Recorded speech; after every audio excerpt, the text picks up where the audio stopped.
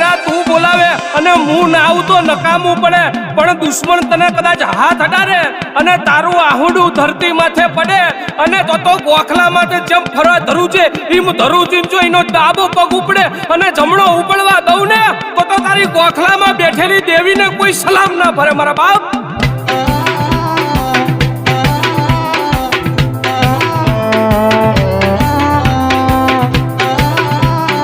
શક્તિ ઓઢવિયા